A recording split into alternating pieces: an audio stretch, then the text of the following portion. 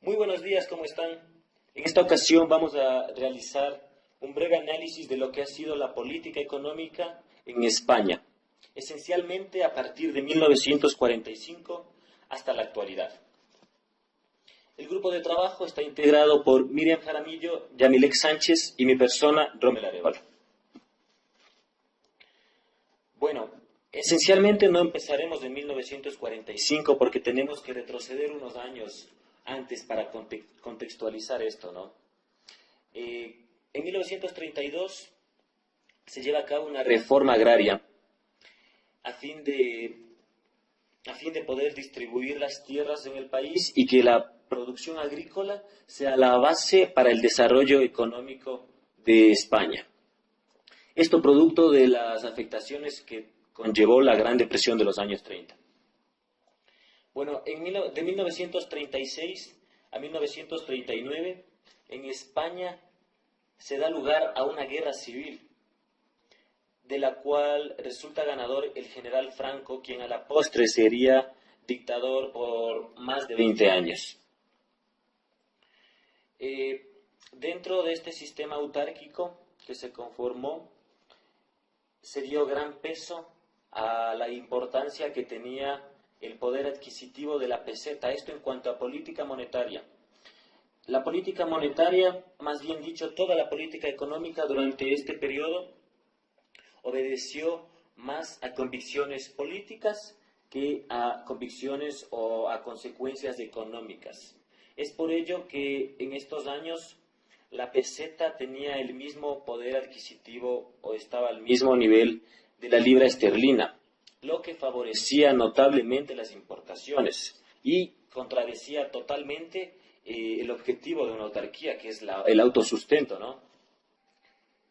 Bueno, ya adentrándonos en el periodo de análisis, vamos a ver lo que pasó desde 1945 hasta 1960. Bueno, en España podemos ver que, al igual que en la mayoría de países europeos, hasta 1948 se registraron tasas de crecimiento del PIB negativas, esto producto de la guerra. Pero también en España esto se vio agravado por los conflictos internos que mencionamos en los antecedentes. Esto quiere decir que España, al salir de una guerra civil en el 40, inició la Segunda Guerra Mundial, tenía gran dependencia de suministros porque su producción agrícola había caído un 20%, al igual que su producción industrial y sus reservas de oro. Se instauró un sistema autárquico en España, y mediante este sistema se promulgó principalmente, como lo mencioné también, que la peseta, la moneda de ese entonces, fuera una moneda fuerte. A partir de 1950 hasta 1958, España presenta grandes déficits fiscales por los gastos de la deuda, ¿no? Y se ve obligado a cubrir esta deuda con emisión inorgánica, lo que se ve reflejado en el aumento considerable de las tasas de inflación en esta misma época. Como aquí podemos ver, del 50 al 58 tenemos una tasa promedio del 7% de inflación, teniendo un pico en el 57 con un 13.23%.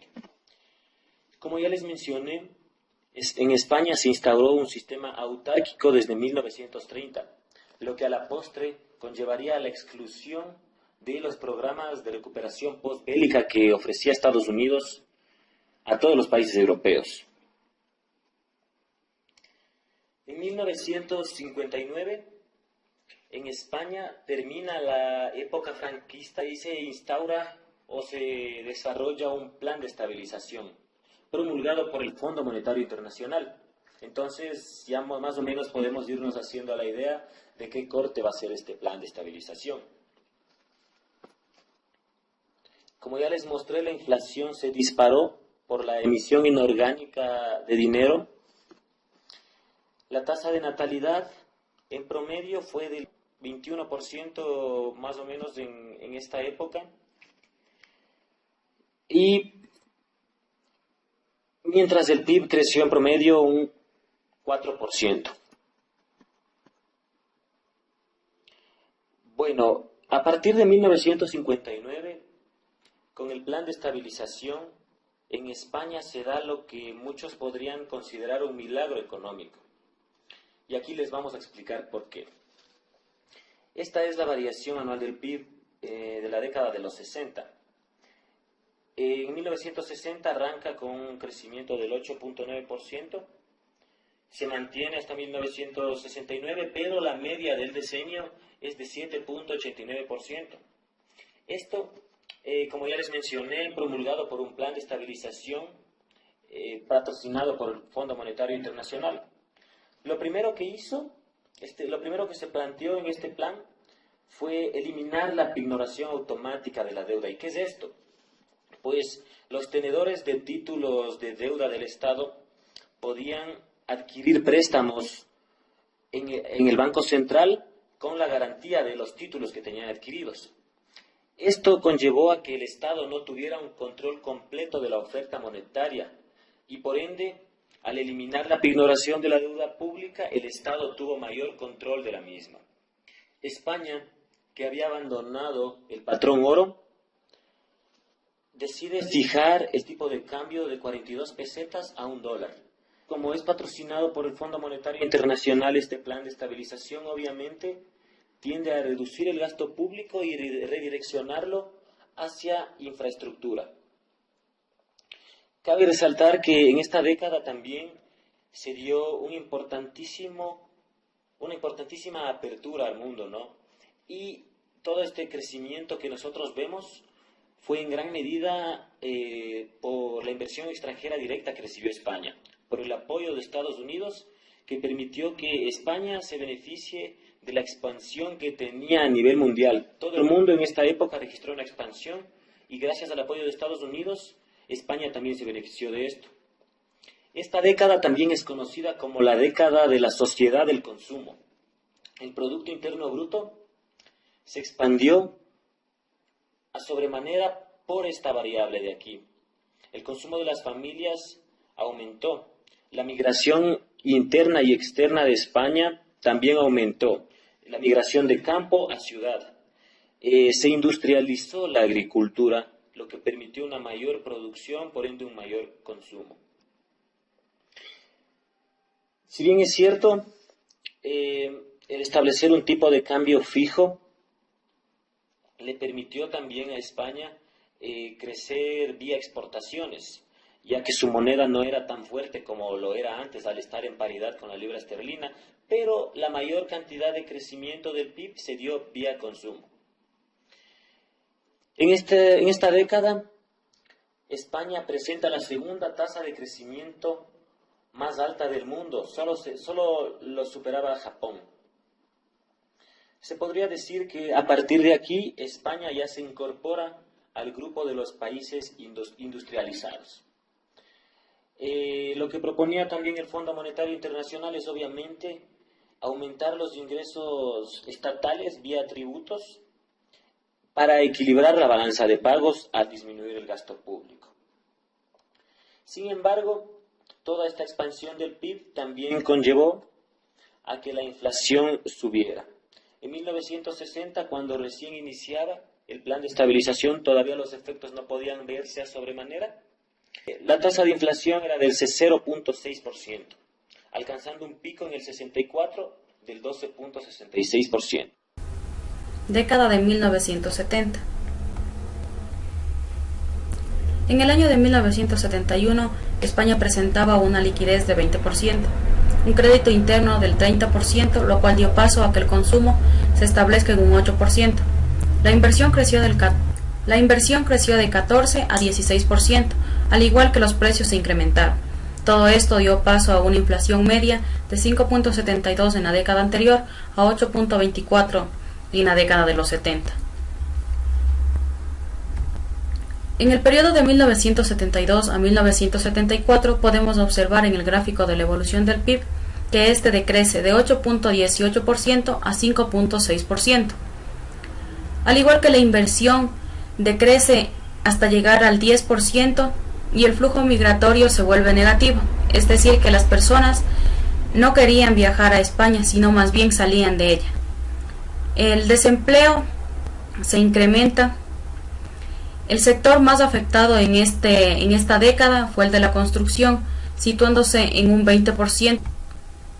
En 1972 la liquidez se incrementa de 20 a 23%. La inflación media se sitúa en 8.27, es decir, que crece con respecto al periodo anterior, y a finales de este año se da inicio a la crisis por causa de la subida del precio del petróleo, la rigidez en la sustitución de factores productivos y problemas internos del sector público del país. Para 1973, la liquidez sigue en aumento y se sitúa en 25%. El comercio representa el 80.4% y la inflación de igual manera sigue creciendo hasta situarse en 11.37%. El desempleo llega a tener una tasa de 3.7%.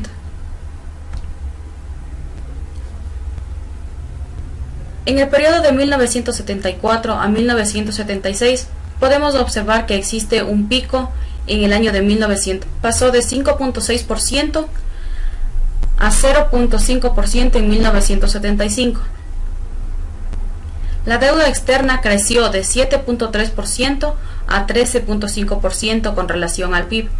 El desempleo de igual forma creció, pasó de 3.7% a 5.7%. La inflación en 1974 fue de 15.66%. En 1975, que presenta el pico más bajo, de 24.44%, y se vuelve a restablecer en 1976 con 17.56%.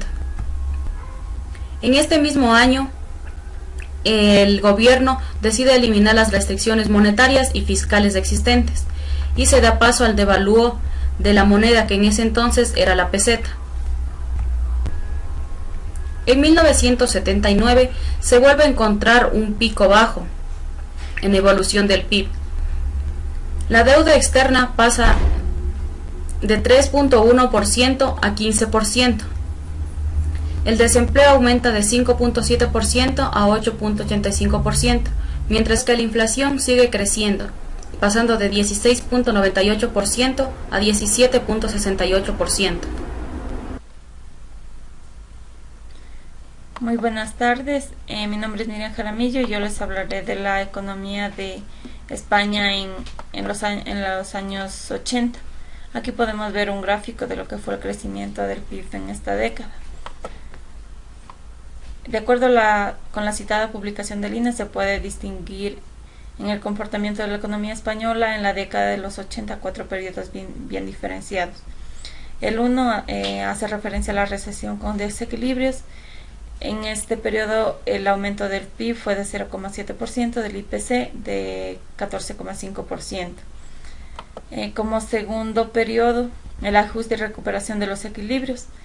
La destrucción media anual de empleos fue todavía baja de 141.000. El aumento del PIB se dio en 2% y del IPC se mantuvo en un 14,5%. Como tercer periodo hace referencia a la expansión con equilibrios. La creación media anual de empleos fue de 302.000. El aumento medio de los precios fue de 6,2% y la balanza de pagos en 1988 presentó un desequilibrio. Como el cuarto periodo tenemos el ajuste y recuperación de los equilibrios. En cuanto al empleo, 489.000 nuevos puestos se dieron en este año. El incremento del PIB fue de 4,9%. Como conclusión de esta década podemos decir que en su conjunto la década de los 80 registró un crecimiento medio del PIB inferior al de los 80, 2,7% frente a un 3,8%, lo que fue coherente con la paralela evolución del empleo, que al final del 89 solo superaba en 346.000 puestos de trabajo al correspondiente último trimestre del 79. Bueno, ahora vamos a ver lo que pasó en España en la década de los 90. Como podemos ver, a inicios de la década todavía se mantenía la tendencia que venía acarreando desde los 80, que eran tasas de crecimiento positivas, salvo en 1993, que tiene lugar una recesión Esto producto del estallido de la burbuja inmobiliaria de Japón, socio comercial de la Unión Europea. De 1990 hasta 1993, la tasa de paro sube aproximadamente 8 puntos porcentuales, del 16.9% al 24.6%. En términos de personas, 750.000 personas nuevas desempleadas, pasando de 2.400.000 a 3.100.000 aproximadamente. En este mismo año, la deuda pública de España fue del 68% del PIB. Esta crisis se vio agravada, ya que en España en este año tuvo lugar la peor sequía del siglo XX, ocasionando grandes pérdidas económicas en el sector agrícola, que cayó el 22%. El sector industrial también se vio afectado y cayó el 16%. En España se llevó a cabo la séptima devaluación. La primera fue en 1959 con el Plan de Estabilización, cuando se eliminó la paridad de la libra esterlina con la peseta. Esta devaluación fue del 8% y fue la tercera en 9 meses. A partir de ahí, España presentó una rápida recuperación. En 1994, luego de tener una tasa de crecimiento negativa de 1%, aumentó al 2.40%, teniendo un pico de la década del 5% en el año de 1995, y para cerrar la década culminó con una tasa de crecimiento del 4.5%. Pese a ello, año seguido, España, después de haber decrecido 1% en el 93, al 95 ya tuvo una tasa de crecimiento del Producto Interno Bruto del 5% y una reducción de aproximadamente 4 puntos porcentuales en el desempleo, hasta ubicarse a finales de la década en un desempleo del 18.4%, lo que aproximadamente eran 1.800.000 personas. España en la década de los 2000. Vamos a observar en el gráfico de la evolución del PIB, desde el año 2000 al 2006, el PIB crece constantemente. A partir de este año empieza a decrecer. En este periodo, el flujo migratorio aumentó notablemente.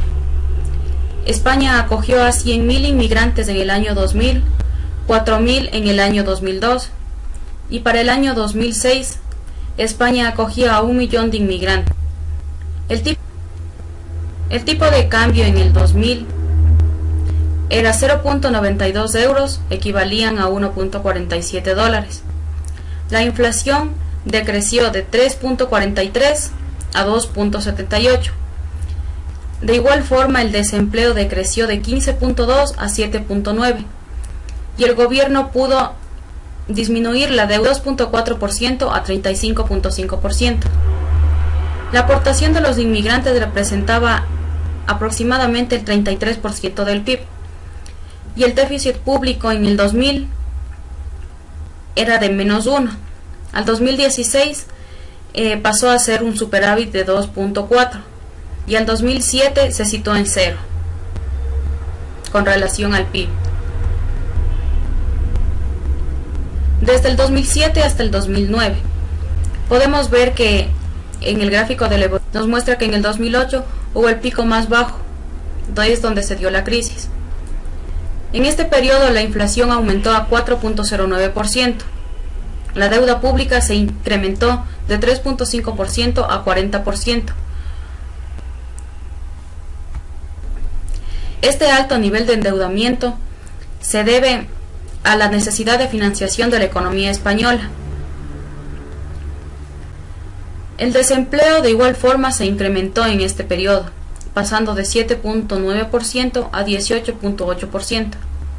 El déficit público, que en el 2007, como ya lo mencioné, fue de 0%, pasó a representar el 11% en el 2009. El flujo migratorio obviamente disminuyó, pasando de 1 millón en el 2007 y a 410.000 personas en este periodo. El tipo de cambio fue 1.47 euros, representaba 1.32 dólares. El crecimiento económico disminuyó de 4.1% entre el 2006 y 2017 a menos 3.9% en el 2009.